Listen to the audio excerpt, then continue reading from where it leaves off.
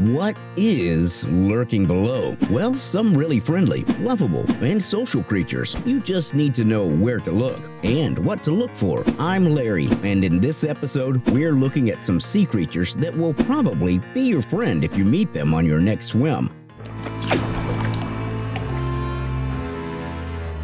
Let's start with a creature that everybody knows is friendly and very intelligent, the dolphin. Yes, they are above average, but how intelligent are they in fact? That's hard to say. Would it laugh if you send it some memes? Probably not, but dolphins are known to interact with humans ever since Roman times. They would drive fish towards the fishermen waiting on shore for them to cast their nets in the water. Then, the dolphins would go after the unnetted fish, who were left disoriented by the nets. In more recent times, there has been a lot of research done around dolphins and communicating with them. One of the most famous of these studies is an experiment funded by NASA. Margaret Howe would have to live with Peter the dolphin in a partially flooded house for 2.5 months to learn English. After several weeks, the dolphin started replicating human speech and started showing signs that it understands the relation between certain words and grammar. The experiment stopped after Peter began showing sexual interest in Margaret,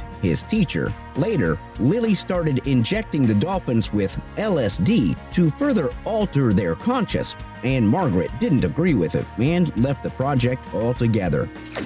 Okay, so killer whales are basically dolphins in tuxedos, but they have shown signs of intelligence the same as their gray cousins. There are reports that in the 1900s, orcas used to smack the water off Twofold Bay in New South Wales to signal whalers that baleen whales were nearby. The orcas knew that whalers were hunting the whales, so they would herd them close to the humans, who would send boats to harpoon the baleen whales. The killer whales would eat the tongues and lips, leaving the blubber and bones for the humans. Old Tom is another orca that used to bother whalers in Australia to feed on the leftovers of the hunted whales. We have learned that although it is an apex predator, meaning it has no natural enemies, but human pollution is making them more endangered every day. The 1989 Exxon Valdez oil spill affected the waters around Alaska and continued to affect the population of 346 whales until 2009, when the last one died.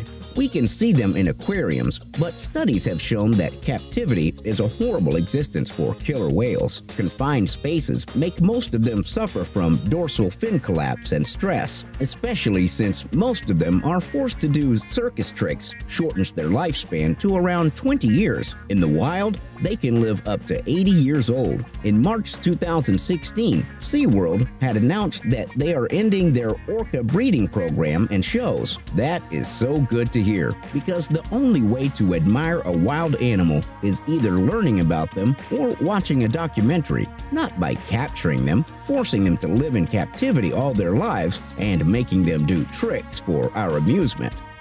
I bet many of you have a goldfish at home, but did you know that you can train them to swim towards you and follow you in their tank as you walk around the room? Yes, like in Evan Almighty, but for real, people were able to train goldfish to do that. But strangely enough, they only do it with their owners, not other people. Goldfish may swim up and down to signal owners to turn up their aquarium lights when they are off, or they will swim to the surface when they are hungry until their owner feeds them. Like when my dogs sit next to the door when they want me to take them out to pee. Then I go to take him out, but he can't hold it and pees all over my leg. I love him to bits, but he's just a moron. But enough about my stupid dog. Let's go back to the fish. Goldfish have been thought to do more complicated things too, like fetching rings, swimming through hoops, doing the limbo, even playing miniature soccer. The Mythbusters did an episode about them, and in short time, they managed to train them. Jamie, at least. Japanese scientists also were able to learn that goldfish can tell the difference between different styles of music. They didn't show any preference for a certain kind of music. The only thing they found is that they hate it when it's too loud.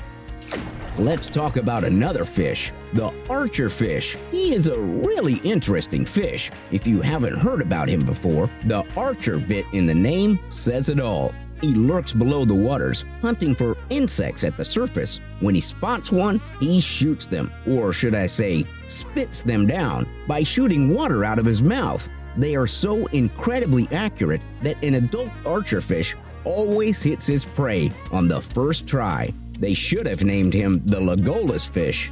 Like the goldfish before, the archerfish lacks a neocortex. In mammals, that's the part that takes care of the more complex things like cognition, reasoning, and language. And although the archerfish doesn't have a complex brain, scientists were still able to teach them to recognize and differentiate between human faces, even though they lack the brain cells to make that possible. It's not like they bump into human faces every day on the ocean floor. Fishes aren't that dumb. They actually know who you are.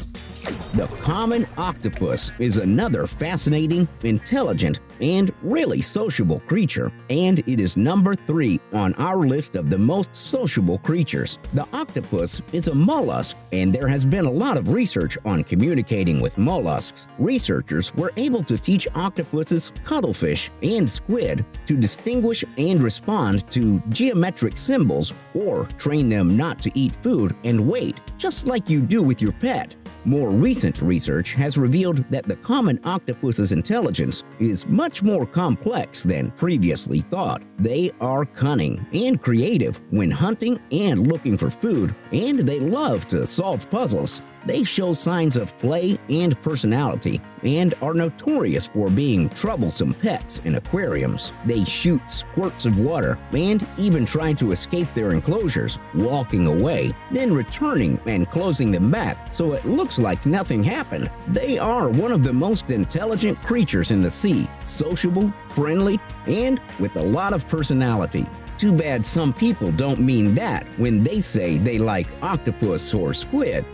The second on our list is a harbor seal. Not just any seal, but a seal named Hoover with an interesting story and more interesting abilities. In 1971, off the coast of Maine, Scotty Dunnan found a seal pup who was left orphaned and took him home to her husband as a foster mom. The family treated him as the family dog, even taking Hoover shopping or when they went downtown. After they decided it was too difficult for them to keep Hoover, they took him to the New England Aquarium. Nobody believed them when they said Hoover could talk, because he didn't at the time. After 5 years of becoming familiar with the aquarium and the people there, he started speaking, saying, "Hello there," and "Come over here," in a thick accent.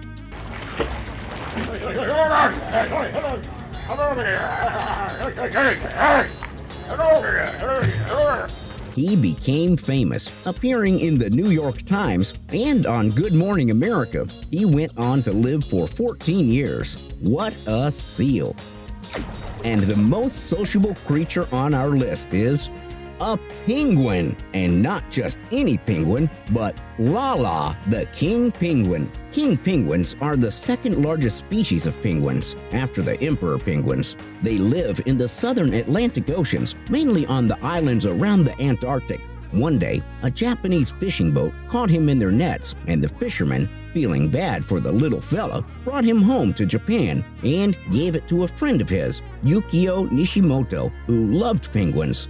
A great love story was born because Yukio and his family adopted Lala into his family, along with his wife and 2 daughters. The man says that Lala is like his firstborn son. The penguin continued to live with the family for 10 years until around October 1996, when Real TV came and made a piece about them that would make Lala famous around the world. And when I saw the footage, I couldn't believe my eyes. You can see in the video how Lala is basically living with them as a pet, and he even has a room with a special AC to keep the temperature down. Look at him waddling like a penguin, and the best is yet to come. Lala has a tiny penguin-shaped backpack that she uses to, guess what? Go into town for shopping. That's right, the video is real. No animation, no puppets. The penguin strolls into town to get groceries, and people just love him. Here you can see him having a small snack. Here you can see someone cooling him off. And here you can see his cute little penguin walk. Look at all that swag! This has to be the best animal documentary ever. So what does this mean for penguins? Well, first of all, penguins are really cool. Secondly, having a pet penguin is not such a good idea. They are protected animals, with some penguin species being vulnerable and some even endangered. If you do encounter one, your best option is to call a professional organization that helps conserve and protect them. As all animals, they should be treated with respect, and make sure we allow them to live free in their own natural habitats. If you just want something cute, maybe you should get a stuffed penguin toy instead. Subscribe now and I will love you forever. And speaking of penguins, why don't you see penguins in Britain? Because they're afraid of whales. Let me try another one. Where does a penguin go when he loses his tail? A retail store. Okay, that's it for me. This is Larry for What Lurks Below.